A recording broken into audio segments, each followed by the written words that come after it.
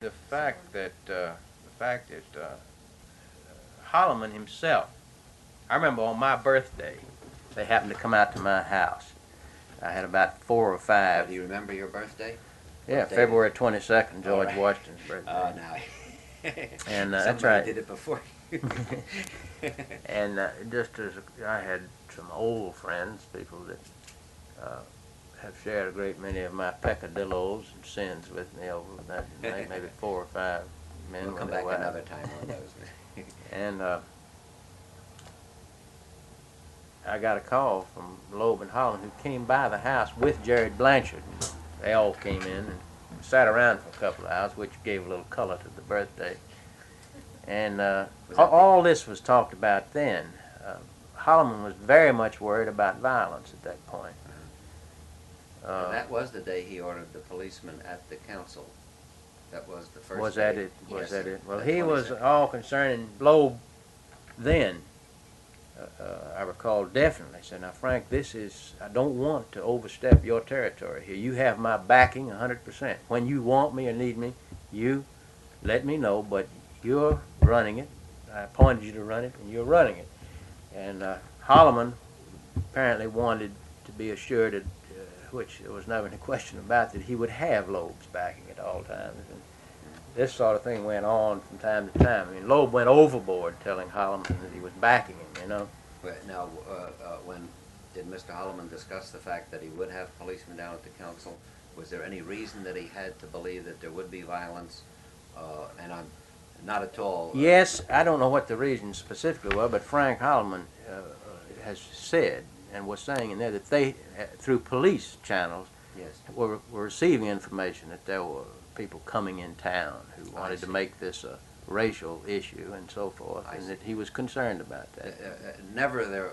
Well, when I say never, hardly ever, or at least it was never thought of that the sanitation strikers themselves, who, as you have said, are patently undemonstrative and I would say definitely that's true of that group of men. yes, That's right. yes. So that if there was any fear, it was because of, I guess, that overused term, but outside influence, agitators. No, I don't know that Holloman was making a point of them being outsiders in the typical Southern law enforcement attitude that we read about.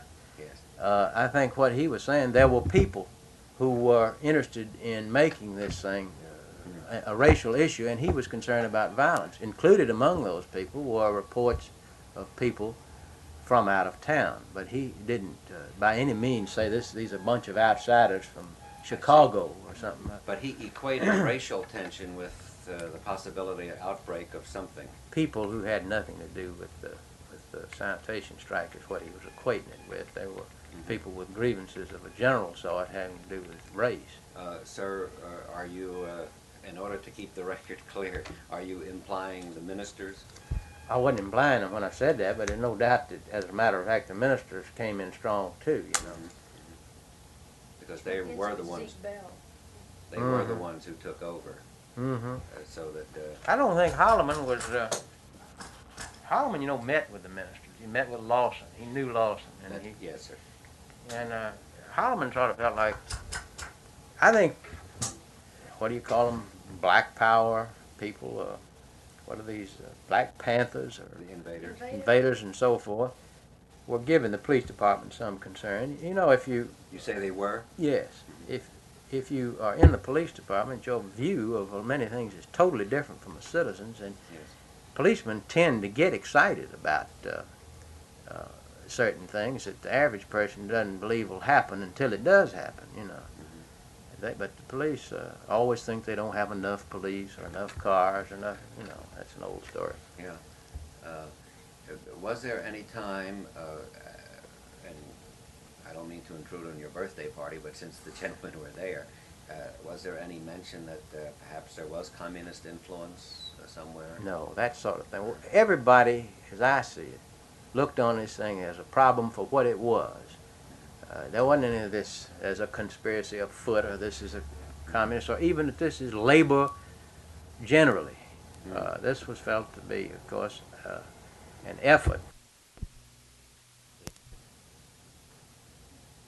Yes, sir. this matured into this feeling on the part of those representing the city that it was a labor, the municipal labor unions exploitation of the employees of the sanitation department in order to get the union dues check off. I mean, that wasn't something we assumed. That was what the union told us. That was that what clear Champa told us. Oh, it was that mind. clear. And in little meetings, for example, I sat in a little meeting in Birch's office with Birch and Worth and Kaywood when Worth was way down and acknowledged that he'd lost more or less. Was patting himself on the back over the fact that he had not brought in individuals to cause violence to the trucks that were in operation. In other words, by having no violence, he felt that he was acting reasonably. That was his position. But he said there's going to be violence. He didn't see how it could be avoided because of the minister's position on it.